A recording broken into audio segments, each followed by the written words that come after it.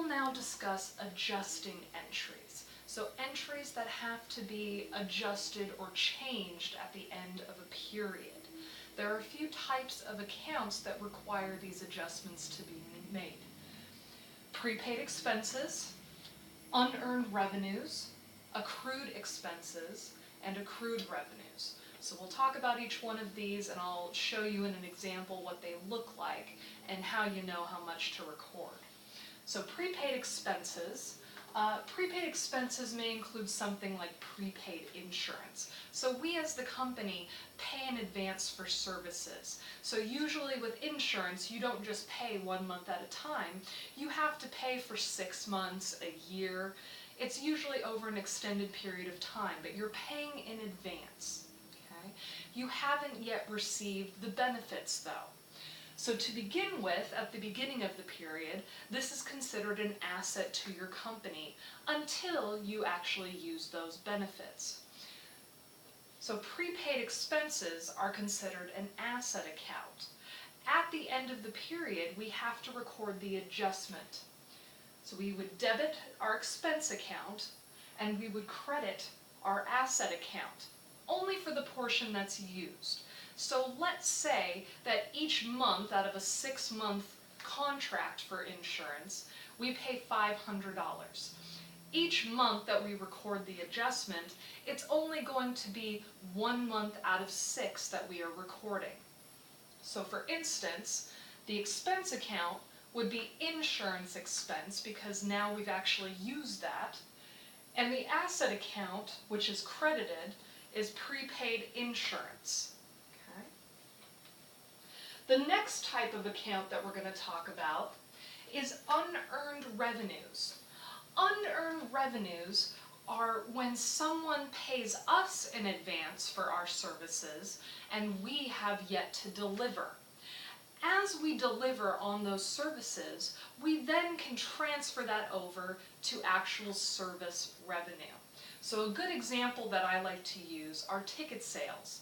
Many season ticket holders to sporting events pay for all games in advance.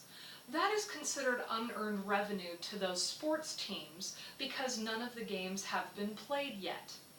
As each game is played, a portion of the overall season ticket that was paid for now is recorded as earned revenue. Okay, so if we were recording this, unearned revenue is considered a liability. We owe somebody something. Okay?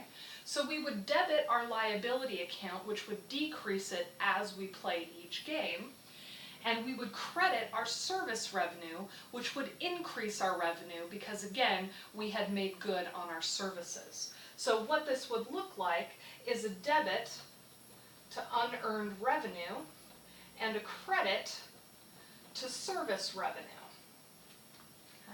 And we'll just keep the standard $500 and say that's how much the entire season ticket, that's how much one of the games was worth.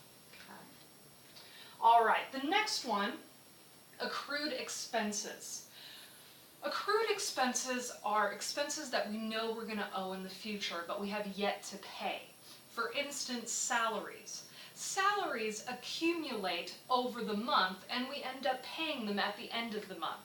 However, it is a set figure that we know we are going to owe, which is why they're considered accrued or accumulated. It's a short-term expense, but one that we don't take care of until the end of the period. However, each day the employee works, we are accruing that expense because we will owe that in the future. So in this case, we would debit our expense account, which for this would be salaries expense, and we would credit our liability account, okay, which is our accrued expenses, okay, our accrued expenses. So decreasing the accrued, which we had owed but didn't pay, or now paid, and we would debit our expense account, which means we would be increasing that. So an example, crediting our liability, okay, which is accrued expenses, and increasing our debit account, salaries expense.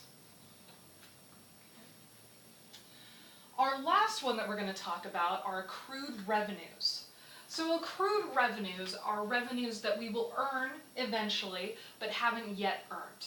Okay, so for instance, a lawyer. A lawyer does services for a client.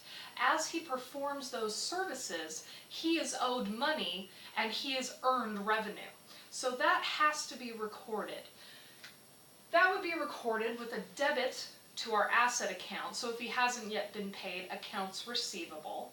Okay, and a credit to our revenue account, which would increase the revenue. Again, you have to record revenues as earned, okay, when they're earned, not when you receive cash. So for this example, our asset account would be accounts receivable, okay, and our credit account could again be service revenue. And we'll say that for that period of time that he worked on the case, performed those services, that he earned $500 of revenue as a result. Now, when you're trying to figure out what to record here, just keep in mind these different tricks that you can use to be able to record the appropriate amount.